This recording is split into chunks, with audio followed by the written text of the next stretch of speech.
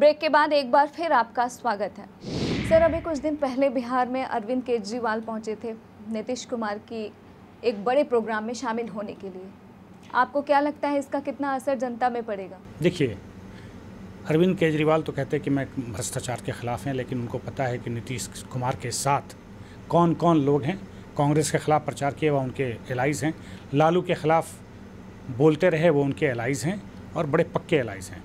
लेकिन नीतीश कुमार जी को ऐसा लगा कि अरविंद केजरीवाल ने जो झूठ की पैकेजिंग दिल्ली में की, वैसी पैकेजिंग अगर उनसे हम ट्रेनिंग लेके बिहार में कर लेते हैं तो शायद ये मेरे लिए एक विकल्प का रास्ता बन सकता है। लेकिन बिहार के लोग होशियार हैं, समझदार हैं और बिहार के लोग दिल्ली में बहुत रहते हैं, वो देख चुके हैं। वो पैकेजिंग से नीतीश कुमार का कल्याण होने वाला नहीं है।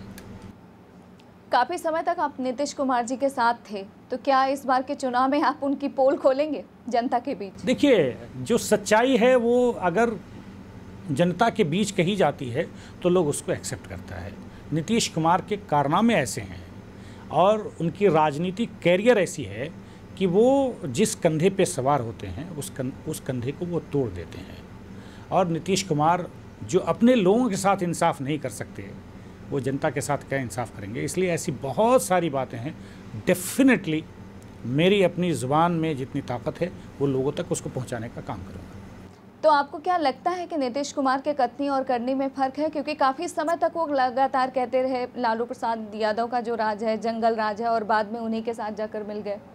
आपने ठीक कहा, लालू जी का ही नहीं, लालू जी का तो जंगल राज से उन्होंने राजनीतिक का छलांग लिया। नीतीश कुमार जी को छलांग वहीं से मिला जब वहाँ से निकले और भाजपा साथ दिया तो नीतीश कुमार की पहचान देश में होने लगी। उससे पहले नीतीश कुमार की वो पहचान नहीं थी। ठीक है, राजनीति में थे, ठीक ठाक था, लेकिन पहचान होना और राजनीति में दोनों में बहुत फ़र्क है। वहीं से शुरू की उन्होंने पूरी ज़िंदगी। जब शुरुआत की अपनी राजनीति वो कांग्रेस के ख़िलाफ़ की। इवन स्टूडेंट यूनियन से लेकर जब वो स्टूडेंट थे उस वक्त जो शुरुआत की कांग्रेस के ख़िलाफ़ की। पूरी ज़िंदगी आपने 30 साल 35 साल जिसके ख़िलाफ़ राजनीति की, आप उसी के गोद में और उसी के कक्ष में बैठे हैं और उसका गुण गा रहे हैं। तो इससे साफ जाहिर होता है कि आप अपने सत्ता को, अपनी कुर्सी को बचाए रखने के लिए किसी भी सीमा को लांघ सकते हैं आप। अगर बिहार की बात करें और दूसरे पार्टियों की बात करें तो लगातार आरोप लगाए जा रहे हैं बीजेपी पे, और अगर लालू प्रसाद यादव जी की बात करें तो उनका सीधा हमला मोदी पर होता है। देखिए, उनको मालूम है ये कि यही एक उनका, मैं भाषण लालू जी का देख रहा हूँ 25 साल से, वो शुरू करते हैं यहीं से जहाँ से समुदाय बटे। क्योंकि उनके पास कॉन्क्रीट कुछ करने के लिए नहीं है। वो राजनीति यहीं इसी विषय से करते हैं कि समाजों को कैसा बांटा जाए। उन्होंने थोड़ी सी सीख, चूँकि वो कांग्रेस से बहुत नज़दीक रहे हैं, वो सीख लिए हैं डिवाइड एंड रूल। जो कांग्रेस अंग्रेज की अपनी सत्ता को छोड़ के चली गई और कांग्रेस ने उसको रख लिया। कांग्रेस का मतलब है कि अंग्रेज़ों का सत्ता, डिवाइड एंड रूल उसी का है। उससे लालू जी ने बहुत कुछ सीख लिया है। अगर आप लोग इस बार बिहार में सत्ता में आ जाते हैं तो जनता के लिए क्या कुछ करेंगे, और अगर बिहार के लिए आपके दृष्टिकोण की बात करें तो क्या है?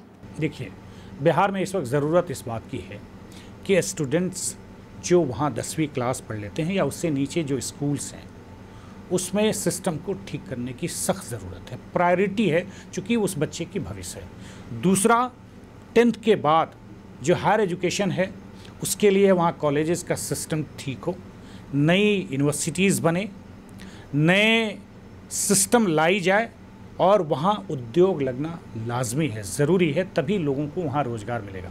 चाहे कोई भी वादा कर ले कि हम रोज़गार दे देंगे, उसके लिए जगह तो ना कि रोज़गार दोगे कहाँ जब तक के नए उद्योग लगेंगे नहीं। इन दिनों में नीतीश कुमार कहते रहे नॉट अ सिंगल उद्योग उन्होंने लगा पाए, चूँकि उनकी वो सोच थी नहीं, वो हमेशा राजनीति करते रहे। इसलिए जो सरकार आएगी, बिहार इस वक्त परिवर्तन के कगार पर है। लोग मन बना चुके हैं कि बिहार में इस बार परिवर्तन होगी, और जब परिवर्तन होगी तो आदरणीय प्रधानमंत्री जी ने जो पैकेज दिया है 125 करोड़ प्लस 40 करोड़ पुराना, मैं समझता हूँ 1,65,000 करोड़ जब बिहार में ज़मीन पर उतरना शुरू हो जाएगा तो ये देखकर दूसरे इन्वेस्टर जो प्राइवेट इन्वेस्टर थे वो भी वहाँ प्लान करना, वहाँ आना शुरू हो जाएंगे। क्योंकि जब कोई चीज़ अच्छी दिखाई देती है तो हर सबको अच्छा लगता है। और मैं समझता हूँ कि बिहार के लोगों में इतनी ऊर्जा है, वहाँ के लोगों में इतनी समझ है और वहाँ के लोग इतना संघर्षशील हैं, मेहनती हैं कि बिहार को देश का नंबर 1 प्रदेश बनाने में कोई वक्त ज़्यादा नहीं लगेगा। आपने हमें समय दिया, उसके लिए आपका बहुत बहुत धन्यवाद। थैंक यू सो मच, आपको भी बहुत बहुत धन्यवाद। सबको पता है कि बिहार में चुनाव के समय जातीय समीकरण हावी रहा है। ऐसे में इस समीकरण को बीजेपी नेता साबिर अली तोड़ने में कितने कामयाब हो पाते हैं, ये तो आने वाला वक्त ही बताएगा। फिलहाल आप हमें और हमारी टीम को दीजिए इजाज़त और देखते रहिए महुआ टीवी।